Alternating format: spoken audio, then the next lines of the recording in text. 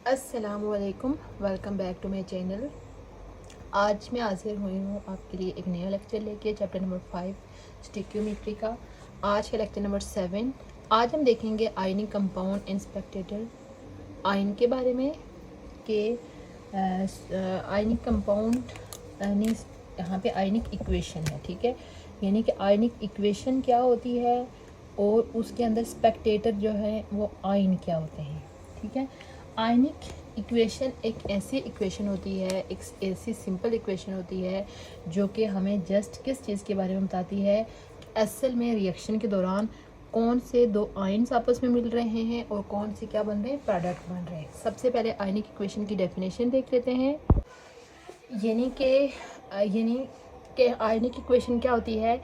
Simplified form of a chemical equation that shows only atoms and ions that are taking part in the reactions and products form. यानी कि ऐसी equation जो कि हमें just ये information देगी कि असल में ये जो आयनिक रिएक्शन हुआ है उसमें कौन से स्पेसिफिक आयन्स हैं जो आपस में मिले हैं और क्या स्पेसिफिक प्रोडक्ट बनेगा, ठीक है। यानी कि ये उन्हीं के बारे में क्या करेगी, इंफॉर्मेशन देगी। और वो वाले आयन्स जो कि बेशक रिएक्शन मिक्सचर में तो प्रेजेंट हैं बट वो रिएक्शन में पार्टिसिपेट नहीं कर रहे, उनको बोलेंगे स्पेक्टेटर आयन। स्पेक्टेटर आयन, जैसे ये ऊपर मैंने दूसरा इसका टॉपिक साथ में लिखा है वो ionic equation and spectator ion. यानी कि स्पेक्टेटर आयन्स क्या होंगे? Ions that do not take part in reactions, ठीक है। Ions that do not take part in reaction, take part in reaction, ठीक है।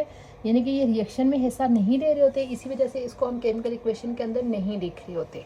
इसके लिए हम एक एग्जांपल ले लेते हैं, उससे जो है वो इसका आपका कंसेप्ट क्लियर हो जाएगा, ठीक है। सपोज हमारे पास दो डिफरेंट आयनिक कंपाउंड हैं। एक आयनिक कंपाउंड है NaCl, ठीक है। इसका पानी के अंदर सोल्यूशन बनाया हुआ यानी एक्वा सोल्यूशन। उसके अलावा एक दूसरा हमारे पास आयनिक कंपाउंड है AgNO3, ठीक है। इसका भी पानी के अंदर सोल्यूशन बनाया हुआ यानी दोनों का अलग अलग से वाटर सोल्यूशन है यानी एक्वा सोल्यूशन है। ये जब आपस में मिलते हैं तो इनके मिलने से क्या होता है, ठीक है। सबसे पहले हम इनकी लिखते हैं वर्ड इक्वेशन, वर्ड इक्वेशन, ठीक है। वर्ड इक्वेशन के हमने हर कंपाउंड को वर्ड फॉर्म में लिखा होगा। हमारे पास यानी पहली चीज़ क्या मिल रही है? सोडियम क्लोराइड, सोडियम क्लोराइड, और साथ में दूसरी चीज़ क्या मिल रही है? सिल्वर नाइट्रेट, सिल्वर नाइट्रेट, ठीक है। इन दोनों के मिलने से हमारे पास क्या बन रहा है? इन दोनों के मिलने से हमारे पास बनता है सिल्वर क्लोराइड, सिल्वर क्लोराइड, और दूसरी चीज़ हमारे पास बनती है यानी कि इनके जो आयन्स होते हैं वो एक्सचेंज हो जाते हैं और साथ में हमारे पास बनता है सोडियम नाइट्रेट। ये हो गई इसकी वर्ड फॉर्म, ठीक है। इसी चीज़ को अगर हम सिंपल केमिकल इक्वेशन की फॉर्म में लिखेंगे तो सोडियम क्लोराइड की जगह इसका हम यानी कि अब हम इसकी केमिकल इक्वेशन लिख लेते हैं, केमिकल इक्वेशन, ठीक है। यानी कि सोडियम क्लोराइड है तो सोडियम क्लोराइड की जगह हम क्या लिख लेंगे? NaCl, और NaCl का कौन सा सोल्यूशन? AQ हमने ब्रैकेट के अंदर लिखना है, एक्वा सोल्यूशन, ठीक है। दूसरी चीज़ हमारे पास क्या है? सिल्वर नाइट्रेट AgNO3, ये भी वाटर में सोल्यूशन है, इस वजह से इसके साथ में हम क्या लिख लेंगे? AQ, ठीक है। ये मिलके हमारे पास बना रहे हैं AgCl जो कि सॉलिड फॉर्म में है, इसके साथ हमने S लिखना है और साथ में हम NaNO3 सोडियम नाइट्रेट, और ये भी एक्वा सोल्यूशन के अंदर है, ठीक है। अब ये जितने भी कंपाउंड हैं जब हम यानी कि दोनों का एक्वा सोल्यूशन सोडियम क्लोराइड और सिल्वर नाइट्रेट का एक्वा सोल्यूशन जब आपस में मिलाएंगे तो पूरे सोल्यूशन के अंदर हमारे पास जस्ट सॉलिड फॉर्म में क्या चीज़ होगी? AgCl सॉलिड फॉर्म में होगी। बाकी ये NaNO3 AgNO3 ये सारे जो कंपाउंड है ये किसके अंदर हल हुए होंगे? वाटर के अंदर, क्योंकि ये दोनों सोल्यूशन वाटर में बने हुए हैं। तो जस्ट वाटर के अंदर हमारे पास बॉटम में वाइट प्रेसिपिटेट बने होंगे, किसके? AgCl के। वाइट PPTs होंगे इनके, वाइट PPT होंगे AgCl के, जो कि बॉटम में बैठे होंगे सॉलिड कलर फॉर्म में, जबकि बाकी ये तीनों चीज़ें NaCl, AgNO3 और NaNO3 ये तीनों चीज़ें पानी के अंदर हल हुई होंगी। ठीक है, पानी के अंदर हल होने का मतलब ये है कि ये वहाँ पे ऐसा आयन एग्जिस्ट कर रहे होंगे। ठीक है, तो इस इक्वेशन की फिर हमारे पास एक न्यू फॉर्म ये बन जाएगी कि इसके आयन लिखेंगे हम Na पॉजिटिव, उसके बाद Cl नेगेटिव, इसके अलावा फिर यहाँ पे ये आयन है Ag पॉजिटिव और साथ में NO3 नेगेटिव। तो ब्रैकेट की उस तरफ हमने AgCl जो है वो इसको इसी तरह लिखना है, क्योंकि ये सॉलिड फॉर्म में या आयन के फॉर्म में प्रेजेंट नहीं है, जबकि Na पॉजिटिव और साथ में Na3 नेगेटिव ये चीज़ होगी। ये सारी चीज़ें पानी में हल हुई होती हैं, इस वजह से इनके साथ क्या होगा AQ लिखा होगा। ठीक है, AQ, यहाँ पे AQ, इधर AQ और इधर AQ।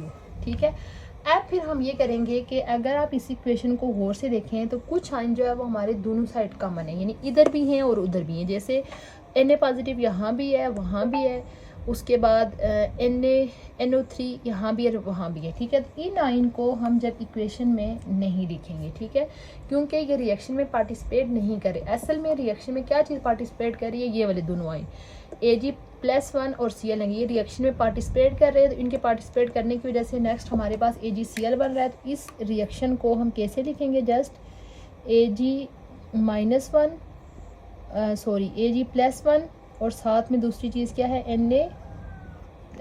Cl ये वाला। ठीक है, Cl माइनस ये आपस में मिलके हमारे पास क्या बना रहे हैं AgCl। ये हमारे पास किस फॉर्म में है, सॉलिड फॉर्म में है, और ये हमारे पास जो है वो AQ यानी एक्वस, यानी असल में हमारे पास ये जो रिएक्शन हुआ है NaCl का AgNO3, इसमें असल में आपस में वो कौन से दो आयन हैं जो रिएक्शन कर रहे हैं, सिल्वर और क्लोराइड आयन, ये आपस में रिएक्शन करके AgCl बना रहे हैं। तो ये है हमारे पास आयोनिक इक्वेशन, यानी ये हमारे पास क्या हो गई, आयोनिक इक्वेशन। ठीक है, आयोनिक इक्वेशन का अब आपको आइडिया होगा कि ये सिंप्लीफाइड फॉर्म ऑफ इक्वेशन होती है, जो कि जस्ट हमें किन आयन्स और एटम के बारे में इंफॉर्मेशन देती है जो कि एक्चुअल में रिएक्शन में पार्टिसिपेट कर रहे हैं, बाकी किसी भी आयन को ये इसके अंदर शो नहीं करती। अब जो बाकी आयन्स हैं यहाँ पे जो सोडियम है, ठीक है, यानी कि ये रिएक्शन मिक्सर में तो प्रेजेंट हैं बट उसके अंदर पार्टिसिपेट नहीं कर रहे, इनको बोलते हैं स्पेक्टेटर आयन। ये जो हैं जिनको हम इसके अंदर इक्वेशन में रिएक्शन मिक्सर में प्रेजेंट हैं बट ये रिएक्शन के अंदर पार्टिसिपेट नहीं कर रहे, तो इनको बोलते हैं स्पेक्टेटर आयन, स्पेक्टेटर आयन। ठीक है, अब इस लेक्चर का अगेन सम अप कर लेते हैं। आज हमने देखा कि आयनिक इक्वेशन क्या होती है और स्पेक्टेटर आयन क्या होते हैं। ठीक है, आयनिक इक्वेशन के सबसे पहले हमने डेफिनेशन देखी। आयनिक इक्वेशन केमिकल इक्वेशन की एक सिंप्लीफाइड फॉर्म होती है जो कि हमें जस्ट उन एटम्स या आयन की इंफॉर्मेशन दे रही होती है जो कि रिएक्शन में एक्चुअल में पार्टिसिपेट कर रहे होते हैं और जो प्रोडक्ट्स बन रहे होते हैं। जबकि अगर आपको याद हो जब हमने सिंपल केमिकल इक्वेशन देखी थी तो उसमें हम पूरे कंपाउंड लिखते थे, उसमें हम ये चीज़ नहीं देखते थे कि असल में क्या चीज़ रिएक्शन कर रही है, हम वहाँ पे पूरे कंपाउंड लिखते थे। ठीक है, उसके अलावा रिएक्शन के अंदर वो आयन्स जो कि रिएक्शन में पार्टिसिपेट नहीं कर रहे उनको बोलते हैं स्पेक्टेटर आयन और उनको केमिकल इक्वेशन में नहीं लिखा जाता। यहाँ पे हमने एक एग्जांपल ली NaCl और AgNO3 के दोनों का एक्वस सॉल्यूशन बना के दोनों को आपस में मिक्स करेंगे। मिक्स करने के बाद हमारे पास इक्वेशन इस फॉर्म में आएगी। बट इन सारी चीज़ों में जस्ट हमारे पास AgCl के वाइट प्रेसिपिटेट बॉटम में सॉलिड फॉर्म में बैठेंगे, बल्कि बाकी जितनी भी चीज़ें होंगी वो वाटर में हल हुई होंगी। ठीक है, वाटर में हल होने का मतलब ये है कि वो वाटर में आयंस के तौर पर वहाँ पे होंगी। यहाँ पे उनकी आयंस लिखेंगे और आयंस लिखने के बाद हम देखेंगे कि कुछ आयंस ऐसे हैं जो कि दोनों साइड पे कॉमन है। ठीक है, तो इस वजह से हम असल में वो चीज़ें जो कि रिएक्शन में पार्टिसिपेट करें वो लिखेंगे। तो ये हमारे पास क्या बन गई, आयनिक इक्वेशन। और यहाँ पे जैसे सोडियम और NO3 है, ये रिएक्शन में एक्चुअल में पार्टिसिपेट नहीं कर रहे, तो ये कौन से आयन होंगे, स्पेक्टेटर आयन। ये था हमारा आज का लेक्चर। उम्मीद करती हूँ आपको आज का लेक्चर अच्छा लगा होगा।